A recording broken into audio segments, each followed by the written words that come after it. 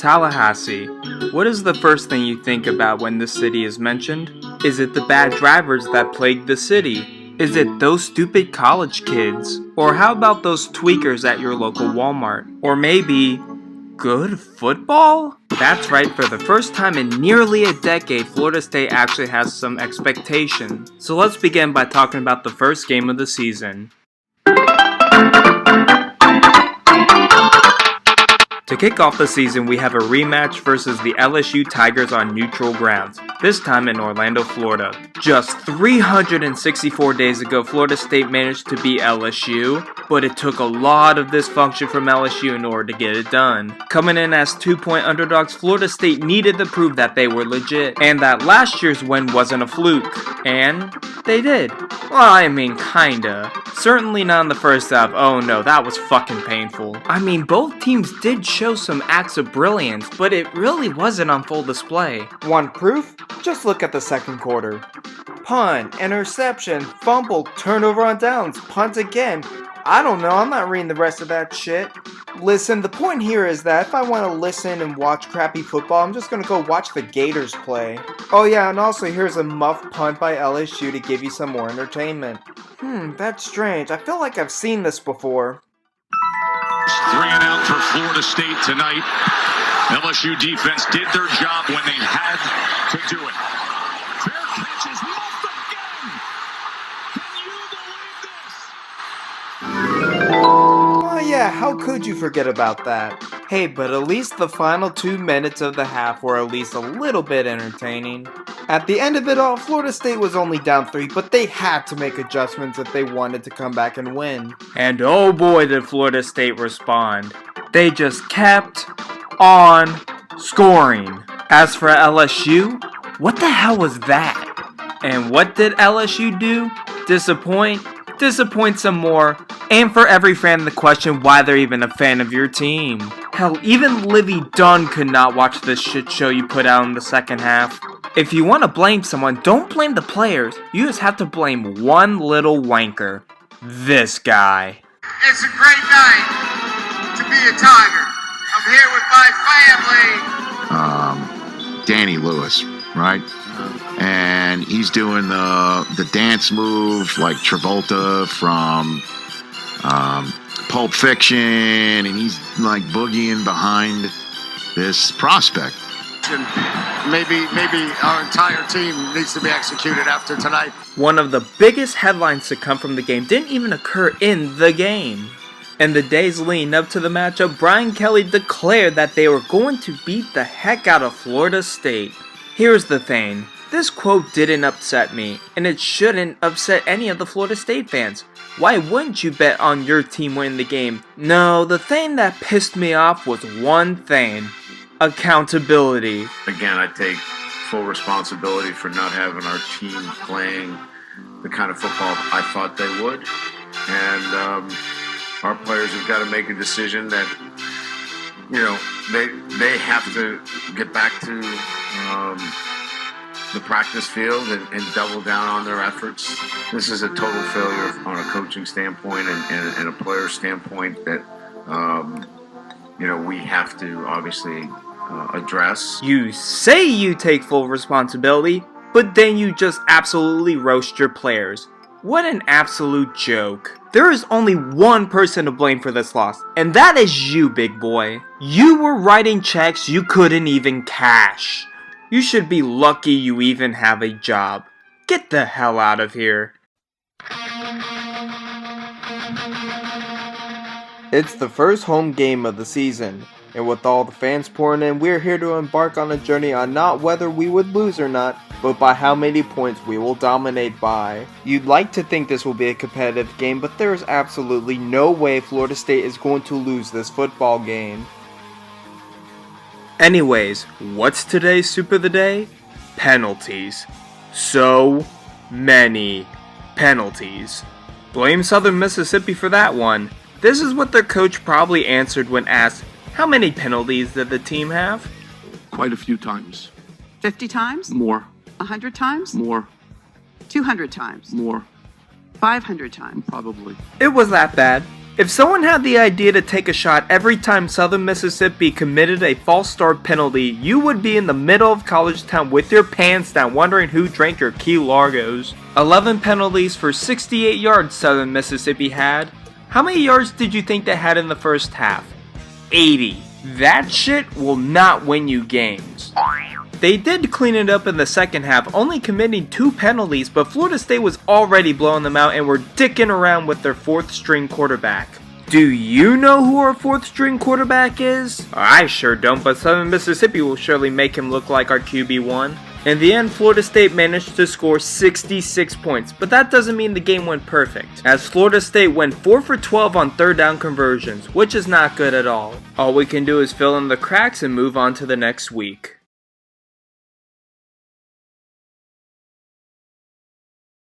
To explain this game in the best way I can, I need to tell you a little story. Once upon a time there was a boy whose dream was to come to Florida State. At the age of 18, his wish had come true. After settling in and getting acquainted into this new lifestyle, he breathed the garnet and gold. The 3rd best team in the nation, he was filled with optimism. As he sits down to watch the team take on Boston College, he looks in disgust and asks himself, what the fuck is this? As the defense is breaking down more than a liberal arts major, he rushes to the cabinet. That 12-pack of beer he stole from his father is in clear view. He drinks a beer to calm his nerves. His blood alcohol concentration rises to 0.027%. He begins to ponder. FSU is the number 3 ranked team. They'll figure it out sooner rather than later. As Adam Fuller continues to piss off the entire fanbase, the kid realizes that the Boston College quarterback is actually pretty good. It certainly would help if his offensive linemen would stop shooting themselves in the foot with all these false start penalties. You thought Southern Mississippi was bad, Boston College told them to hold their drink. Up only 7, he just wanted the first half to be over so they could regroup, hoping nothing else will go wrong. Oh no. No, Jordan Travis isn't hurt. He is not hurt. God damn it, motherfuckers. Every time we have a good team, we just keep getting screwed. He gets composed again. He then calls the nearest orthopedic surgeon and asks them if they can amputate his left arm to give to Jordan Travis. He declines. To combat this tragic news, he drinks another beer, raising his BAC to 0.046%. As he sits and cries in the shower, he comes back to see not only his team up big, but that Jordan Travis is still playing. He drinks in a painful sigh of relief. His BAC goes up to 0.062%. As the Florida State defense continues to disappoint by giving up 3rd and longs, he begins to think that we might be slightly overrated. Desperate times call for desperate measures. He drinks again to raise that BAC up to 0.085%. Hopefully he doesn't need to drive anywhere. Showing that Boston College has the biggest balls in town, they go for an onside kick and they get it. Florida State? What the fuck are you doing? He drinks again in a response to these dramatic turn of events, raising his BAC to 0.11%. Reality sets in. Boston College could score again, but shockingly they get stopped on 4th down in the red zone and Florida State gets the ball back. Enough is enough. Time to take back control of this game and... Explosive pick down the 8 and in the end zone for the touchdown!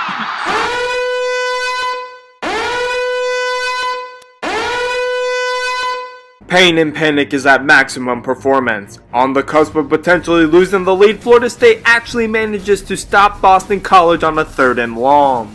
All Florida State needs to do is keep moving the chains, which of course they don't, cause fuck it, prolonged suffering is the name of the game. Face mask. Oh my goodness. Defense, number 35. 15-yard penalty on an automatic. First. Boston College lost because of a face mask penalty? What an anticlimactic way to lose a game. As for Florida State, very disappointing win, and they are going to be going down in the rankings. If it were up to me, I think the team should be banned from riding scooters around campus for at least a week. Oh well, a win's a win.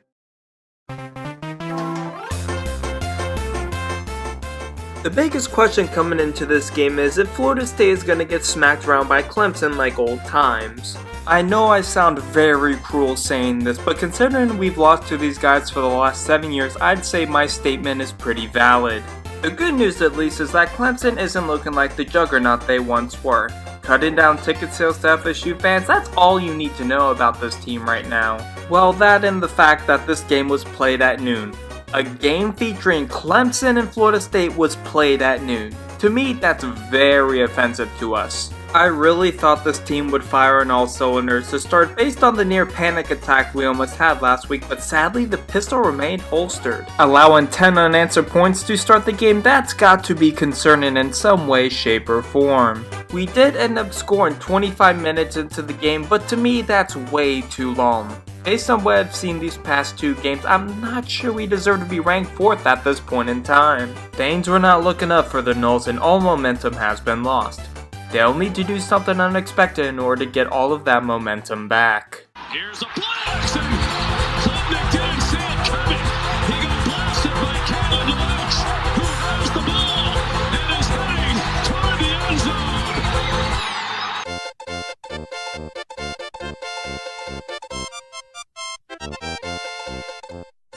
The FSU fans got their wish and are now hooked back into the game. With all of that momentum back, the offense and defense started to turn it up a notch, but it was only for a short amount of time and Clemson was storming back with a score of their own. Or so you would think. For some weird reason, Clemson decided to let off the gas and play as conservative as humanly possible. Oh wait, actually I forgot about the script for this game. If you didn't know, Clemson's kicker is a graduate student who was offered a job, but was put on hold when the team came calling asking for them to kick for the team once again. The go-ahead field goal to win the game for Clemson? This is set to be a storybook ending. A 30-yard kick, and it is no good! Yes! That's what I'm talking about! Now we're just going to drive down 50 yards, kick the field goal. Boom! Sadly for Clemson, the script wasn't written in Hollywood. The kicker should probably call his corporate boss and tell him that he'll start his job on Monday. Now Florida State has a chance to steal one after they were left for dead. Sadly for the Noles, the play calling looked highly suspect, and to overtime we will go. An overtime in which Florida State only took 2 plays to score a touchdown. So what was the best part about Clemson's go at this? I like the play where they call a fucking screen on a 3rd and 1 when they have Will Shipley in the backfield. With all the odds that were stacked against them, Florida State managed to pull a win out of their ass because of Clemson's ineptitude. A win is a win. However, the big question is if Florida State can take the next steps to be even better. Good news for them that they have a bye week to get it all figured out.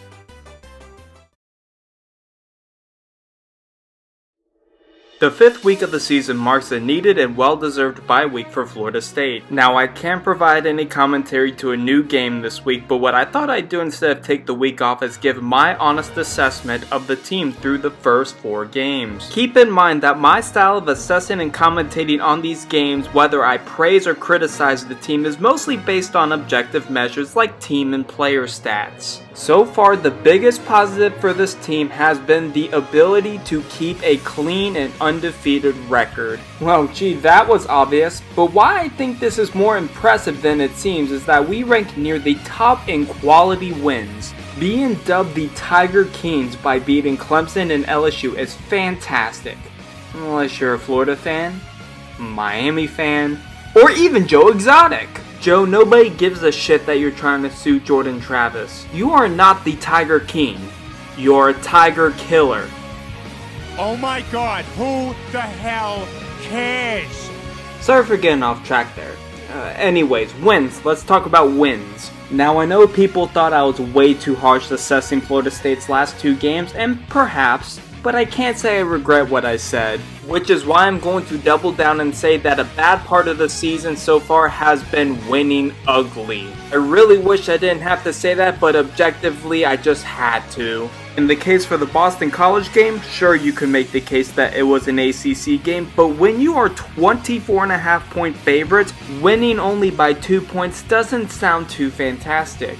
As for the Clemson game, I made a bold statement saying the win was quote-unquote lucky. Before I expand on why I said that, let me just give credit to Clemson. They are a really great team, and I think they play like a top 25 team. But why I said the win was lucky was simply due to probability. What were the chances that the Clemson running back didn't catch the blitz, causing a fumble recovery for a touchdown to Florida State? What were the chances that the Clemson kicker would miss a 29-yard field goal? What were the chances that Clemson would run an idiotic screen pass on a 3rd and 1 when you have a top running back? I can actually answer one of these. In the first 4 weeks, the total number of field goals attempted between 20 and 29 yards was 194. Out of that sample size, only 18 of them did not go through the uprights. That's 9.3%. Hell, this was the probability right before Clemson went on to miss the field goal. If you showed a football fan these team stats without them knowing the outcome of the game, I guarantee you they would say Clemson won the game.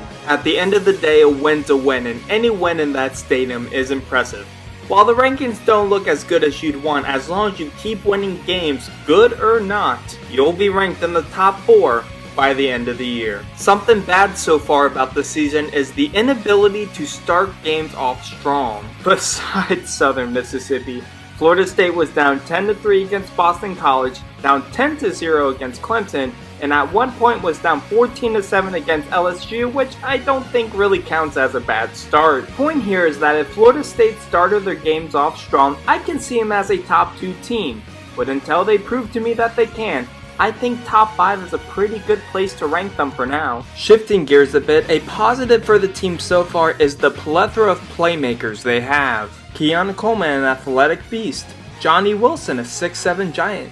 Jordan Travis, one of the best dual-threat quarterbacks in all of college football. With all these playmakers on offense, it keeps the defense honest and on its toes, and when the passing offense is at its best, it can be very, very deadly. Now you could potentially say that about our running game, but sadly this season, it's just not been as productive as I would have hoped. Excluding the dominating win over the massively inferior Southern Mississippi, Florida State's run game so far has amassed 88 carries for 285 yards, which translates to only 3.24 yards per carry. Now even if you did include the Southern Mississippi game, Florida State still is ranked 11th in the ACC.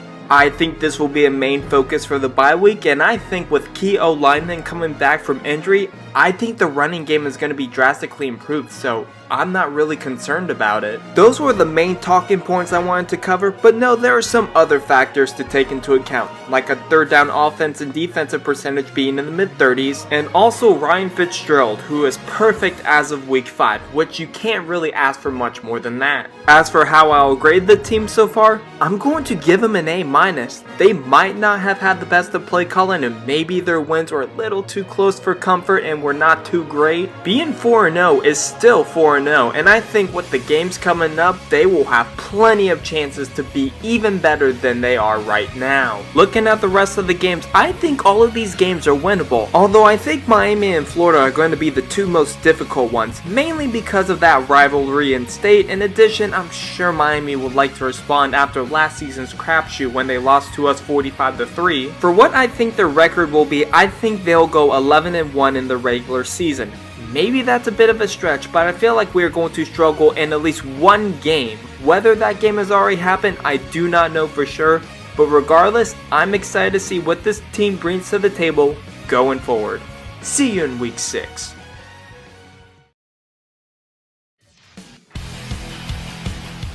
Fresh off the bye week and 3 weeks away from home, Florida State for the next couple weeks will have a downhill battle. Statistically speaking, Virginia Tech is just not that good of a team. So what does Florida State decide to do? They get off to a great start. I'm very impressed considering how critical I was about the matter. The house was packed and everything was in working order. The culmination of an elite running and passing game has led Florida State to a 22-point margin at the end of 1. Unfortunately, that's the best of what Florida State had to offer today. Just like a circuit breaker, the overuse of power will eventually lead to the breaker tripping, and that time occurred in the second quarter. Sure, the refs were hot garbage cause, you know, ACC, but I'll be honest, I don't know how to gauge the defense. They are very streaky, and I don't know if it's because of Adam Fuller or what, but the amount of explosive plays we have given up is a little bit concerning. Overall though, the first half was fine, but we just need to start the second half off with a bang. That bang would be in the form of a flashbang, and Helen Keller was the recipient. They would be unaffected, as Virginia Tech goes off for a 99-yard kick return to start the half. You see this face? That's the face you make when you see a sexy beast by the name of Trey Benson running through your team. He is no doubt my pick for player of the game. When you have 11 carries for 200 yards, yeah, I would say you had an amazing game. The defense was still a little rocky in the second half though, but it was serviceable. Did you know that Jared Verse didn't have a solo sack up until this game? That's crazy to think. He will flex his might by getting 2 of them on the day. Don't be surprised if he creates more mayhem for weeks to come. Overall, this was a decent win for the Seminoles. Definitely some things that need to be addressed, but a decent win nonetheless. But that's all I have to say for this week. Surely nothing dumb happened else this week. On second thought, perhaps not. The Miami Hurricanes, a team that looked to be treading in the right direction, just pulled one of the most idiotic plays I have ever seen. You'd think that a team that was favored by around 20 points would make a statement, but it seems like the steroids they injected themselves with at the beginning of the season has worn off. Up 3 with the ball, Miami was playing with house money, draining down the clock and picking up third downs with ease. At this point in the game, Miami had a 99.9% chance to win. The other 0.1% was saved for dumb shit like this. Let's see what scenario we're working with here. We got a 3rd and 10. There are 36 seconds left. Keep in mind the play clock starts at 40 seconds when the play ends. Don't forget the most deciding factor in the fact that Georgia Tech is out of timeouts. All signs point to them pulling a Kaepernick and kneeling the ball to end the game. Right? There's Cheney. Was straight ahead, tackled, and the ball popped out. You gotta read the clock. Read the card. To me, Georgia Tech has it with 26 seconds left. Well, hey, at least Georgia Tech has to travel 74 yards in 26 seconds to win the game. Only Miami would give up long plays when they're in a prevent defense. It's all good though, don't do that dumb shit again. To the top of the screen. Here's King from the pocket. Flush to his right with 6. 5. Gonna loop it downfield. And ball is caught! Touchdown, Georgia Tech!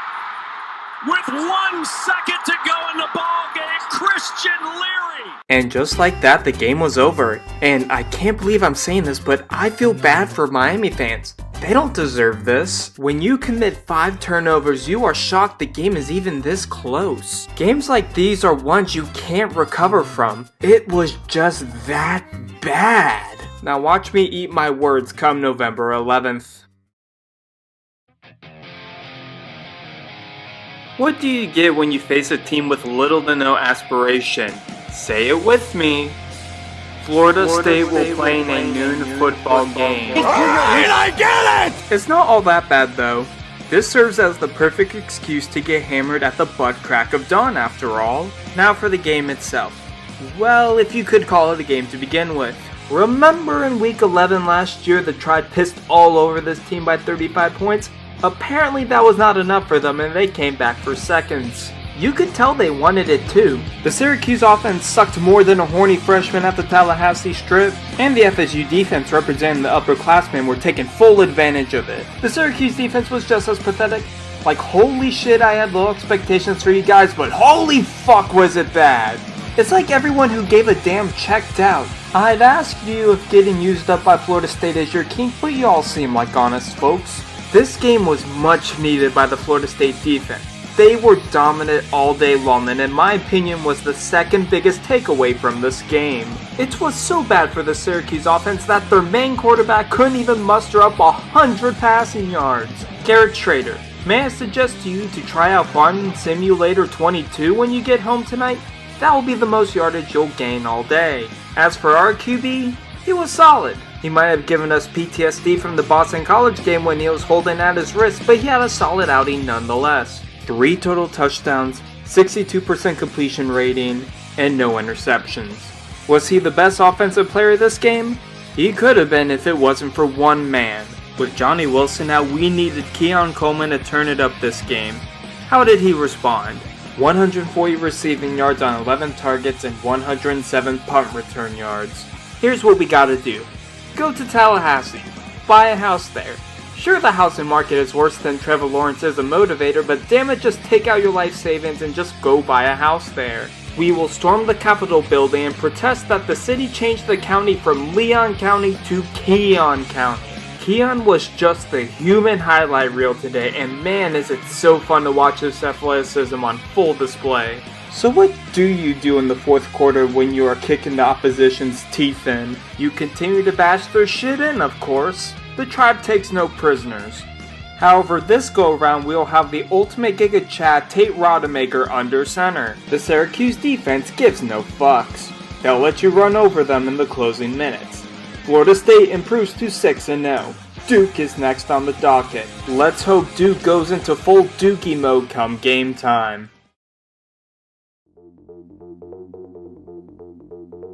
It feels super weird seeing Duke have a good football program considering their basketball history and all. Florida State, it's been a while, but it's time to face some legit competition this time around. Now, I don't know if the team was confused with Duke having a good football program like I was and underestimated them, but the team got off to a really rocky start. I really thought FSU would start off strong and get the edge. They did not. Get it? Because of Cyprus's failed attempt to cut the edge? I swear my friends think I'm cool. I guess that was all that was needed before Florida State was like, screw it, let's go for it on a 4th and 1 from the shotgun on our own 36. It fails worse than my ability to pick up women. This is what happens when you go all or nothing. You look like a dipshit when it doesn't work out. 3 points to the opposition is your punishment for such transgression. I'm sure those 3 points won't come back to haunt us, but you never know. Florida State will respond by scoring a touchdown to close the quarter. That touchdown was hopefully the spark we needed to get this offense going again. Holy shit! Oh dear. Well, it's alright, there's still plenty of time. No need to overreact. Shout out to all the baddies that attended the game. Deuce Spawn must have seen this and wanted to get their attention. I can already hear it in his voice. I gotta get their attention. Gotta get their number. I can't go all the way.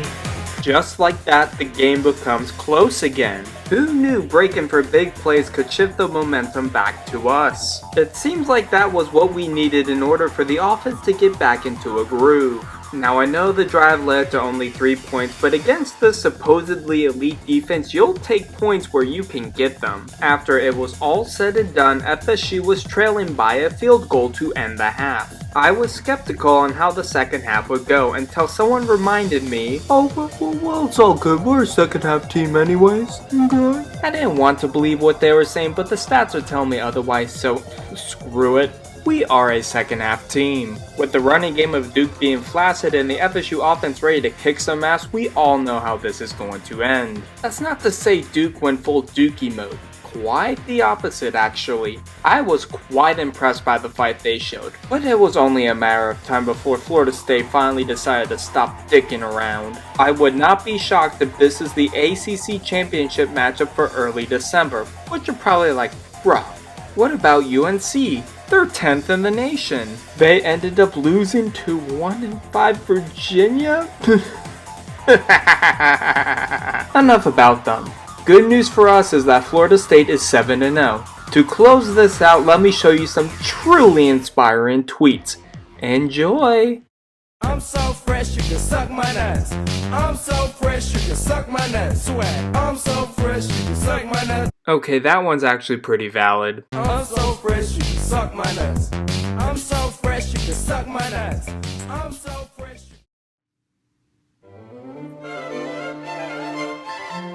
Wake Forest has had their way with us for the past couple of years. This trend ends today. The premise of this game is simple for Florida State. When in the game will be forgotten about in about a week. lose and they'll never hear the end of it. The narrative on this game didn't seem to exist at all, so Kurt Herbstreit came out with the declaration that FSU is on huge upset alert. This take would age like milk in the desert. This is the problem with gauging games based on all-time matchups. They work like the stock market. Historical measures don't have any bearing on future events. Sure, they beat us in recent memory, but there's two factors missing. Wake Forest got worse and Florida State got better. But some of you still have this envision. This is going to be a tightly contested game, and it would deliver as such, for only one quarter. The rest of the game for the Deacons unfortunately can be described like if a guy picked up a baddie at the bar. He might look the part, but as soon as they go back to his place to perform, he stays flaccid until it's too late. The receivers could hardly get open, the O-line couldn't block for shit, and the QB was left to die. By the way, why was Mitch Griffiths in the game this long? He wasn't 100% and he wasn't producing any offense, and the team already made mentions of playing two quarterbacks this game. The circumstances just seemed too convenient for Florida State. That wasn't until the defense decided to roll over and die as well. Who needs to fucking tackle? It's not like we were playing against the number 4 team in the country, right? Does this really look like a team that gives a rat's ass? 4 sacks given up in the first half, only 75 yards of total offense, and only 1 reception. It then slowly becomes apparent that Florida State is having a great first half, which sounds like a myth, but here we are. Wake Forest is not ready for the second half Seminoles. They might as well pull a Vontae Davis and retire at halftime. But sadly, the Seminoles did not look like the team I expected coming out of the half. It was like their second half form played the first half and their first half form played the second half. That's not to say their second half was terrible, as they played just fine and there's nothing that needs to be concerned. They might be coming back and it may give you PTSD from the Boston College game, but remember, this is the Demon Deacon defense. Florida State setting up a run play on a third and long to prepare for a field goal. Get the fuck out of here. Let's just give them 6. Their gaslighting was on another level. It makes last year's win even more dubious. You know you are in danger of losing out on bowl eligibility, and now it's looking even more probable. The amount of undefeated teams have started to dwindle, and Florida State is still one of them. This begs the question on if we are the best team in the nation. To be honest, I don't know. Georgia is still Georgia, and Michigan has talent but doesn't have the quality wins. There is a case to be made, and I think we will move up to 3rd in the AP poll. While all that's going on, my prediction for this season is starting to age like Amanda Bynes.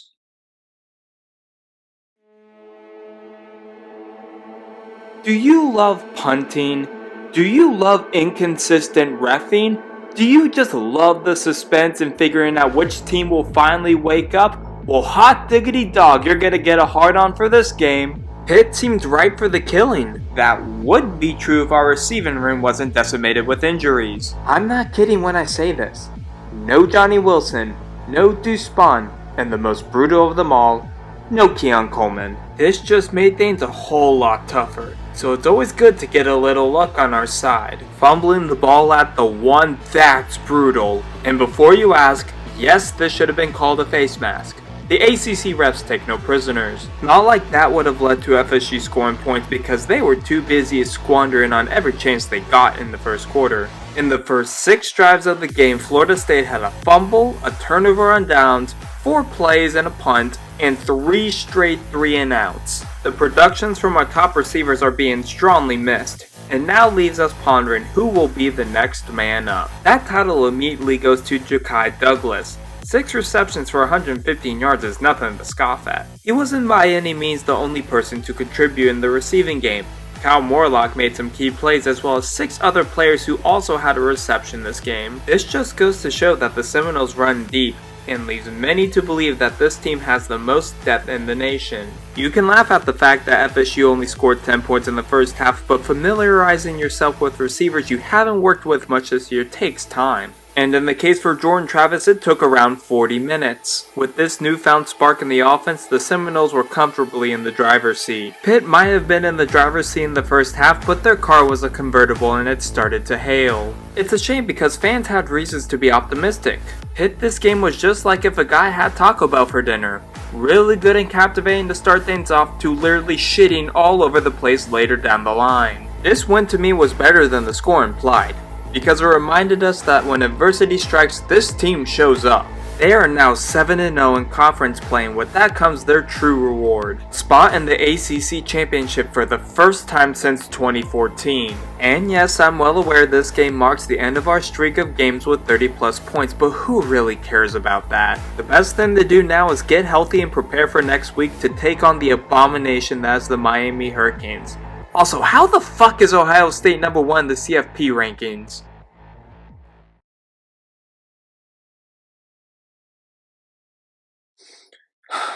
Oh boy, I'm gonna have a field day with this one. I'm gonna be honest, I don't know where to begin with this one. I guess I should make a point that I knew this game was going to be close. With the way Miami was decimated last year, I knew they would come in with some sense of urgency. However, this go around, Van Dyke was told to take a hike and was benched for a 19-year-old true freshman by the name of Emory Williams. Getting your first start against a top 5 ranked team has to be nerve-wracking, and you could tell he was feeling that way too. Based on the first quarter, you would think this game would be a blowout, but remember, there are 4 quarters, 1 yard. That right there is the amount of yards that Florida State had in the second quarter. I know that Miami has a fantastic defense, but come on, these teams are only going to get tougher, and with the potential playoff berth in the horizon, we best not be making this into a habit. The good news is that the defense is playing decent enough, but in the eyes of many, you need both sides of the ball to be on cue. It was only a matter of time before the Miami running game began to shine, and now they are in prime position to score a touchdown. They would do so with the Florida State favorite, a goal line fade. It's all good, let's regroup. Florida State has a chance to get back in the groove. We just need to see some good play calling. Oh no! Travis would be sacked in the end zone for a safety, cutting the lead to... The ruling on the field is that the ball was in the field of play when the quarterback was tackled. It's second down. What? Bro, what are you talking about, man? I'd be lying if I said I didn't take the refs into consideration for this video, with how bad they were today. In order to figure out what the hell a safety is, I decided to dig deep into the official NCAA rulebook. In Rule 8, Section 5, a safety is defined when a ball becomes dead out of bounds behind the goal line, or when a play becomes dead in the possession of a player on, above, or behind their own goal line. The right knee of Jordan Travis was clearly down behind the goal line when he was sacked, so what gives? And the best part of it all? The play would be under review and would stand as called. This shit isn't even funny anymore.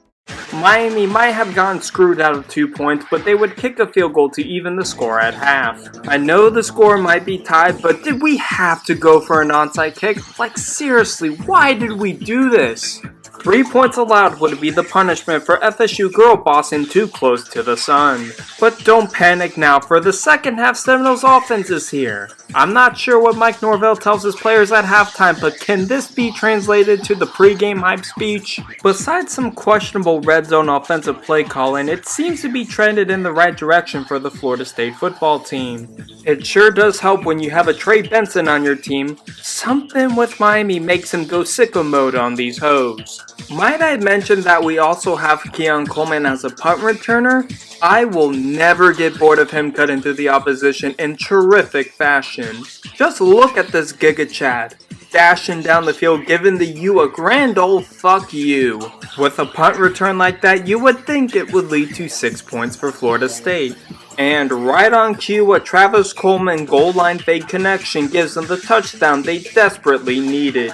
With a 2-score lead for Florida State, all they really have to do is prevent any big plays from Miami and we should be golden. But in a magical turn of events, Miami pulls off an 85-yard passing touchdown to a guy who was double covered. Just when it looked like Miami was left for dead, it is now a 1-score game. The shock in the fans when this happened? I will never understand how undercutting the route would have helped here. Just stay high and this may have been prevented. With this, the momentum seems to be turning Miami's way. A big 4th and 2 would follow, and of course they will convert it? What? Dude was at least a yard away from the sticks. It would be reviewed, and of course it would stand as called. What's the point of the review booth anyways? The worst part of it all was that their quarterback essentially got their arm snapped in half. No commercial break or nothing, and even had the audacity to show their family during the fact. Like seriously, am I the only one who thinks that this is uncalled for? But that's not all. There was also a video of someone supposedly mocking the quarterback when he was in the ambulance. Bye, bro! Now, I will never know their true intentions, but this isn't a good look. Regardless if he plays for Miami or not, I can safely say our fanbase hope he has a smooth and fast recovery. Van Dyke will come in to finish things off. We know how this is gonna end.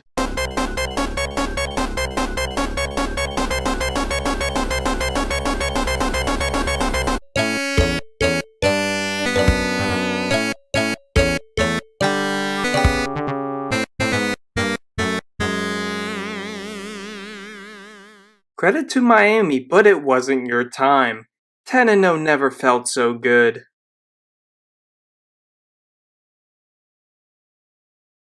I know I usually talk about these games in depth, however, I don't think anyone really cares about what happened in the actual game. To sum it up in broader terms, Florida State yet again got off to a rocky start against an FCS team, allowing 13 points before they would respond with 58 points after the fact. This matchup was basically a win guaranteed for the Seminoles, and we would win such battle, but we would end up losing the war. Breaking news here on CBS Sports HQ, and if you're squeamish, look away here.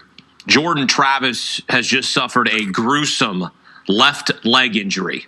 Starting quarterback for Florida State on a run, taking on North Alabama, and he has been carted off the field with what you just saw, a gruesome leg injury. Sometimes we're reminded that this game can be brutal. It doesn't matter who the person is or what team they play for, these types of injuries are ones we never want to see. In the blink of an eye, Florida State saw their playoff ambitions go up in smoke. Jordan Travis saw his playing career for the Noles come to an abrupt end, and with that I want to thank him for everything he has done. From being booed heavily in the wake of FSU mediocrity to becoming a beloved Heisman frontrunner of one of the best teams in the country, he was a massive reason for the resurgence of the program. There is no doubt in my mind he'll get his name engraved at Doak in the future.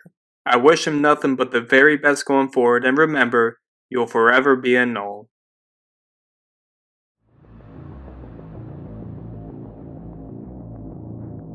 The Swamp, a place where we will see who claims Florida supremacy, a game where two teams have seemingly different agendas. One team is looking to stay alive for a chance at playoff ambitions, the other is just praying to be bowl eligible. The trash talking of these fan bases is what we need for this rivalry to stay alive. Unless you're responsible for these banners. If you're responsible for these, seriously, fuck you. What makes this game even more interesting is the fact that along with Jordan Travis's scary injury, the Gators starting quarterback Graham Mertz suffered a fractured collarbone and will also be out of the contest. You heard it right here. We got a battle of backup quarterbacks. On UF's end, we have Bax Brown, a multi-purpose athlete who played point guard in hoops and an outfielder in baseball as well. Not like that matters too much, but just in case ESPN mentioning it like 5 times didn't get your attention, here you go. On FSU's end, we have Tate Rodemaker, who has experience in the system but hasn't been given any chances really. The initial starting point of this game looked as if Florida would drive away with this game and never look back. But what Florida fans failed to calculate is that Florida State fans are teased with these slow starts every single week. The good news for the Noles is that the defense will get a sack on a 3rd and goal, holding Florida to only 3 points. Oh, brother, this guy stinks! That gibberish you heard from the refs was calling an unnecessary roughness?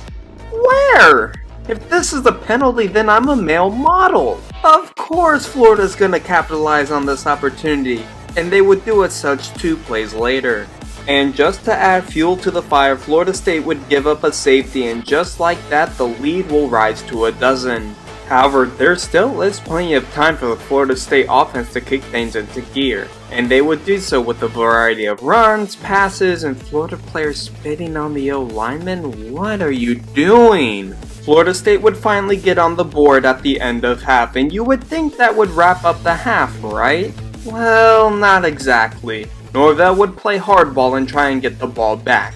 It did not work out. Well, I mean, initially it didn't work out, that's for sure. Big ups to the Florida kicker for botching this kick, his second of such in the half. Now Florida fans will finally see what this team is really made of. These Mike Norvell halftime speeches are immune to failure. It would only take the Seminoles 149 seconds to score on the opening drive by Trey Benson. Florida would then go on a long drive and kick a field goal to give Florida a 1-point advantage, making us all wonder why Florida State didn't go for 2. It would then be continued to be questioned after Florida State went nowhere the very next drive. Thankfully, Florida would say, yeah, no, let's one-up you on that one, also going nowhere on their drive. All this leading to one of the best parts of being a Noles fan. Seeing Keon Coleman returning punts truly inspiring to say the least. Good field position always helps, but just when it looks like Florida State would punch it in for 6, they would come up 1 yard short. As a Titans fan, that hurts to say. You can definitely question why we wouldn't go for this, but based on Florida's offense, taking the easy 3 was the right call here. I say this because this is where the cracks finally began to show for the Florida offense. Their 2 premier backs, Etienne and Johnson, were all banged up, which means they could get nothing done. But the biggest issue is that Florida keeps making these inexcusable mental errors. Coming from a house divided, I've seen this all too much. They just can't seem to get out of their own way. This is just uncalled for. And based on Tate's eyes being rolled back, yeah, safe to say he isn't coming back. He came back in. Well, shit. And the handoff to Trey Benson would give him his 3rd touchdown of the game and would put FSU in the driver's seat. And because Max Brown flat out refused to pass the ball throughout the game, when it came time to make a big throw, the pass would be picked off, and just like that, the Noles playoff hopes are very much alive. I'm impressed. A win in the swamp is never easy. While the offense was shaky at times, Trey Benson still had a day. As for the defense, that was pure domination, especially from Peyton and Burse. As for UF, they would sadly come up short. They had so many chances but would ultimately collapse in the 4th quarter, having more penalty yards than they had yards. No bowl game for you. It's a rough time to be a Florida fan, but I'm sure they'll be just fine. As for FSU, Louisville, you better be careful. Your daddy is coming for you. Well, it seemed like I was premature with my assumption last week. Louisville's daddy is in the building, but sadly it seemed like that hit last week was worse than expected. So that will mean our 3rd stringer Brock Glenn will get the start, a true freshman who has essentially no game time experience. You have to feel for the kid.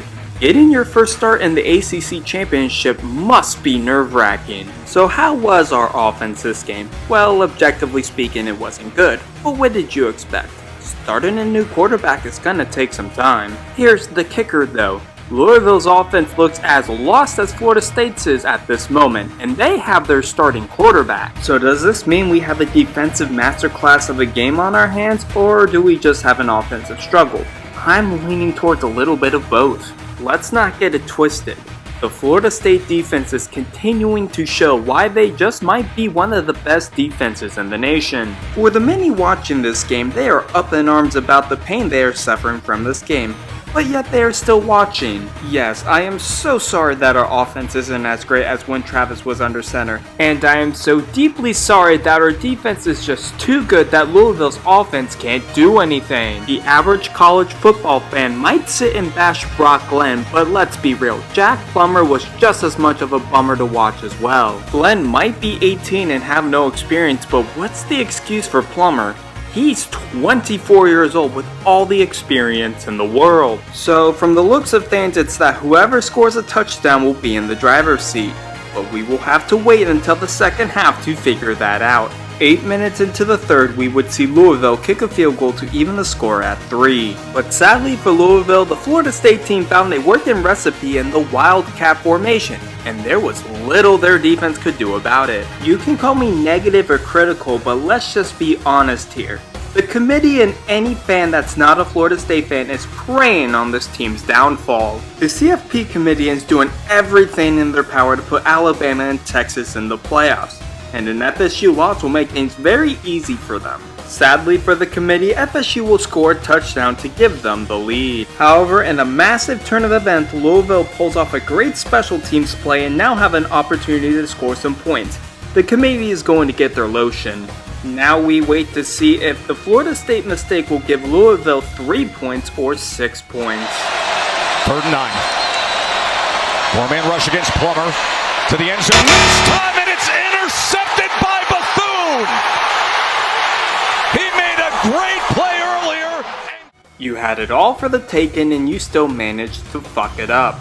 I'm still trying to understand what Plummer was seeing here to warrant releasing the ball. Just when you thought Louisville at the very least would score 3 points would come up empty-handed. The committee is slamming their lotion in disgust as Florida State begins to pull away by kicking field goals. And because Plummer was literally worse than Glenn was this game, Florida State would hold on to claim ACC supremacy. So that means we are CFP bound, right? Well, we have to face one more opponent before we figure this all out. The committee. See you in 12 hours.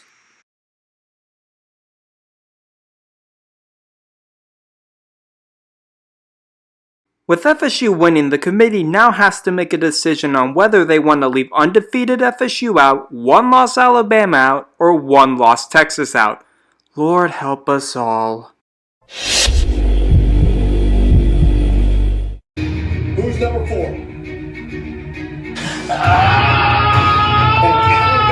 Returns to the playoff, and so we have another unprecedented situation as Florida State winds up at number 5, and Florida State is the first undefeated champion from a Power 5 conference to fail to make the field in the college football playoff era. Wow. I'll admit I had to take an hour or two to fully understand what just happened because never in a million years would I have thought that the committee would have the balls to leave an undefeated Power 5 team out of the playoffs. If the objective was to put the top 4 best teams in the CFP, then mission accomplished. But you will never, ever convince me that Florida State wasn't one of the 4 most deserving teams to make the playoffs. This team beat ranked teams. They won their conference championship. They have one of the best defenses in the nation. They won games with their 2nd and even 3rd string quarterback. And most importantly, they didn't lose. But in the eyes of the committee, a simple leg snap and general fan pressure was all they needed to leave them out of the running. Alabama is a fantastic team, don't get me wrong, but they had their struggles too. Did you see them against USF? What about Texas at home? Hell, they almost lost to Auburn if it weren't for a miracle. What if a team starts 0-3 but wins every game the rest of the way by 50 plus points against strong competition? Do they make it into the playoffs? If it's a team in the SEC, I wouldn't doubt it, but this goes to show why this whole system is flawed and it's why it's being changed. What this tells me is that if an important star player is out for the season that is on a top team, you might as well pack your shit up and call it a season. We are all going to say this is unfair, and to that I'll say I agree, but life itself isn't fair. This is gonna hurt for a while, and it just goes to show that perfection to the naked eye may not be good enough. I wouldn't doubt if this warrants a January 6th rerun, but this time Florida State fans stormed the committee's office. Jokes aside though, it may hurt for the fans, but I feel way worse for the players. To grind every day, to get better every day, to achieve perfection, to turning that into a reality, and for the committee to not think you are worthy, that hurts. You could tell the players and even the coach when they found out they didn't make it were in disgust. Hell, just look at what Mike Norvell said about the matter. Although they didn't make it, they have a matchup against Georgia in the Orange Bowl, and at this point, what do you even do? Do they prove to the committee that they should have been in the CFP, or do NFL prospects on the team sit out this game and prepare for the draft? Whatever the case is, let's not all of this shadow from what the players have accomplished. And us fans couldn't be more prouder of their success this season. To close this off, I'd like to share the first thing that popped into my head when I was holding up the camera when I found out we weren't making the playoffs. A clip from SpongeBob SquarePants. Great. What do I win? Nothing! Now get out! What? Get out!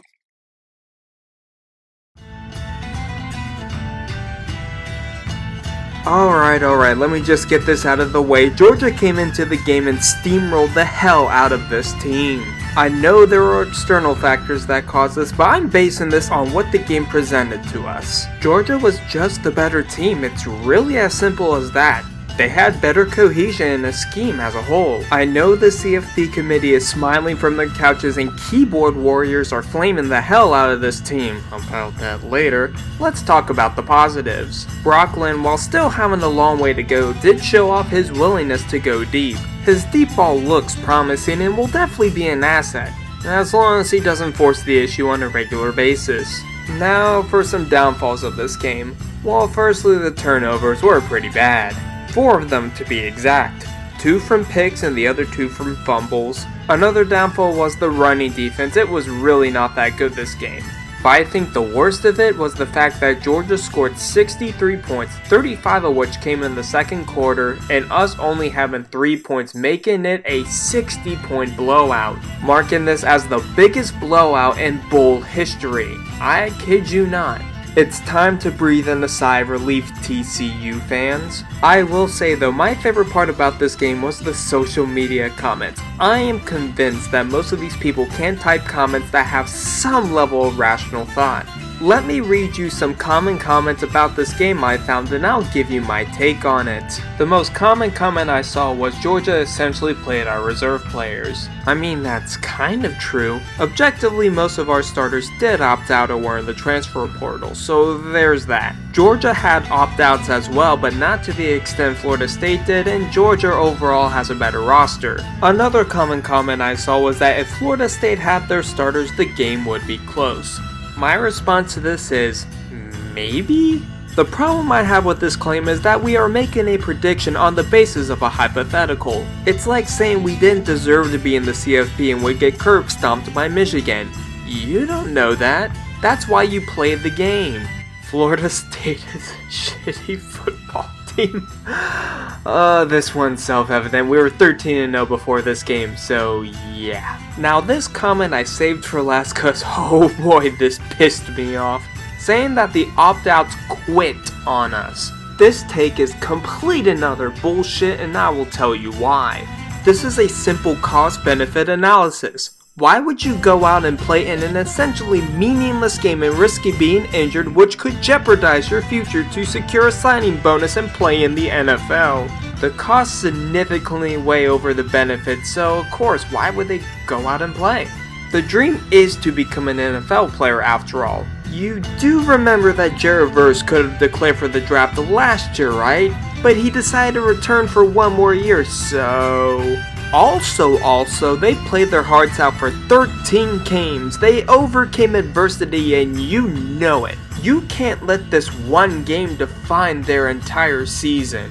While this year didn't end the way we wanted, this team did go 13-1, which is extremely good, and it will be a season we will talk about for years to come. I'm sure of it.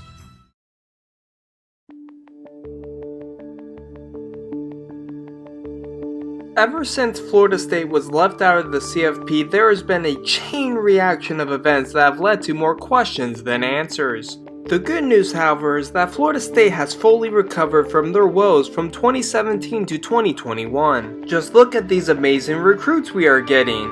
A 5-star safety who will surely be an asset to our team next year. Nope. Oh, come on, really? Georgia? Are you kidding me?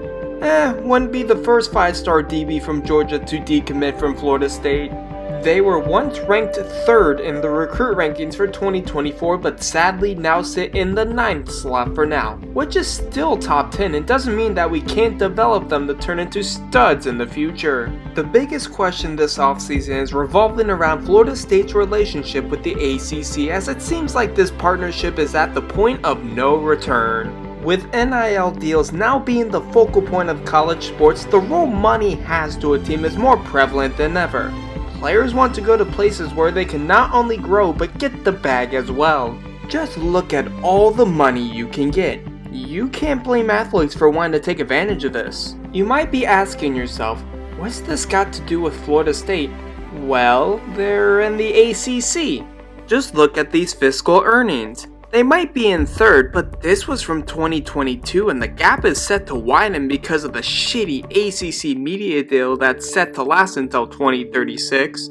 But enough about that. As for how I would rank this season, I'm going to give it an A. It was truly a memorable season that exceeded all of my expectations, and I couldn't be more proud to be an alumni here. I don't think they're going to be as good next year, but their future is so bright, so I wouldn't be worried at all. If you liked this video, feel free to like and subscribe as I anticipate on doing this again for 2024. Leave a comment on your thoughts about this year or future years for the team. But for now, stay safe and here's to a great 2024. This is Chanhoff signing off, and I'll speak to you all again soon.